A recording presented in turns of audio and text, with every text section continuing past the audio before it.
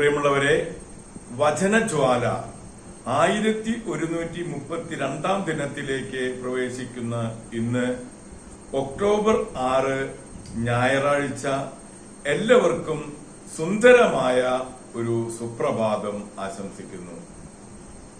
ദൈവത്തിന്റെ ദിവസം പരിശുദ്ധമായി ആചരിക്കുന്ന ഈ ഞായറാഴ്ച ഇന്നത്തെ വചനവായനയിൽ 2 മക്കബായരുടെ പുസ്തകം 11 അധ്യായം 29 മുതൽ 38 വരെയുള്ള തിരുവാക്യങ്ങളാണ് നാം ശ്രവിക്കുക.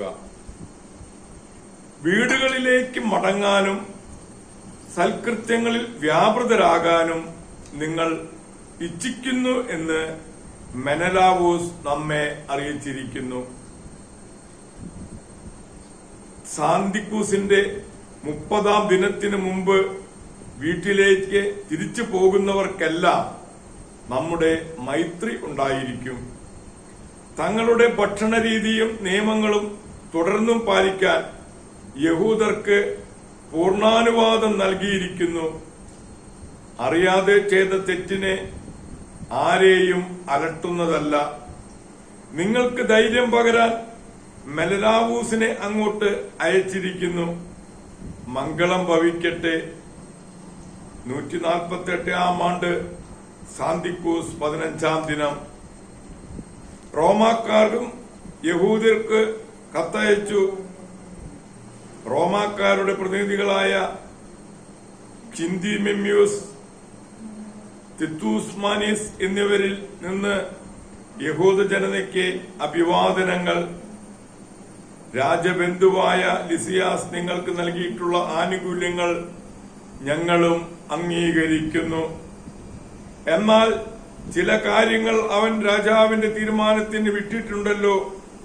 അവയെക്കുറിച്ച് അവധാനപൂർവം ആലോചിച്ച് എത്രയും വേഗം ഒരു ദൂതനെ അയച്ച് വിവരം അറിയിച്ചാൽ നിങ്ങൾക്ക് യോജിച്ച നിർദ്ദേശങ്ങൾ ഉന്നയിക്കാൻ ഞങ്ങൾക്ക് കഴിയും.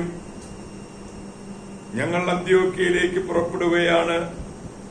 അതിനാൽ നിങ്ങളുടെ തീരുമാനങ്ങൾ എന്തൊക്കെയെന്ന് ദൂതൻ മുഖേന ഉടനെ അറിയിക്കുവിൻ. മംഗളം ഭവിക്കട്ടെ.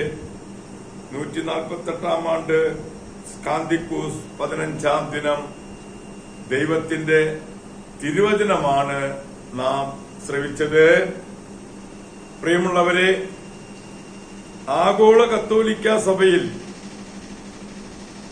ഇന്ന് വിശുദ്ധ ബ്രൂണോയെ അനുസ്മരിക്കുന്ന ദിവസമാണ്. നമ്മള് ജപമാല മാസത്തിന്റെ 6-ാം ദിനത്തിലേക്ക് പ്രവേശിക്കുന്ന ഇന്ന് വിശുദ്ധ ബ്രൂണോയെ കുറിച്ച് നമുക്ക് ചിന്തിക്കാം. ജർമ്മനിയിലെ കൊളോൺ നഗരത്തിലെ കുലീന കുടുംബത്തിലാണ് ബ്രൂണോ ജനിച്ചത്. റീസിൽ വിദ്യാഭ്യാസം പൂർത്തിയാക്കി.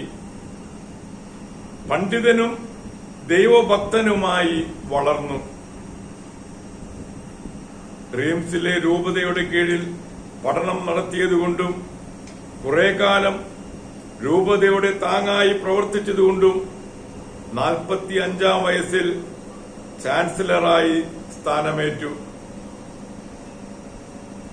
7-ാം ഗ്രിഗോറിയോസ് മാർപ്പാപ്പയുടെ താൽപര്യപ്രകാരം വൈദികരുടെ വിശുദ്ധീകരണത്തിനായി അധ്വാനിച്ചുകൊണ്ടിരുന്നു.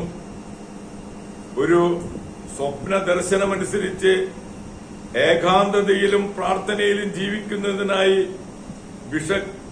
വിശുദ്ധ ഹ്യൂഗിനോട് കുറെ സ്ഥലം ആവശ്യപ്പെടുകയും ദാനമായി കിട്ടിയ സ്ഥലത്ത് കാർത്തൂസിയൻ സഭ സ്ഥാപിക്കുകയും ചെയ്തു.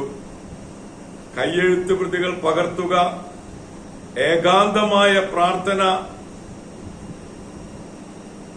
അധ്വാനത്തിന്റെ കഠിനമായ ജീവിത രീതിയിലൂടെ അദ്ദേഹം മുന്നോട്ടു പോയി. 71-ാം വയസ്സിൽ നിത്യ സമ്മാനത്തിന് വിളിക്കപ്പെട്ട വിശുദ്ധ ബ്രൂണോയുടെ മധ്യസ്ഥം യാചിച്ച് ഇന്നത്തെ ഈ നല്ല ദിവസത്തിലേക്ക് നമുക്ക് പ്രവേശിക്കാം. എല്ലാവർക്കും നല്ല ഒരു ഞായറാഴ്ച ദിവസം ആശംസിക്കുന്നു.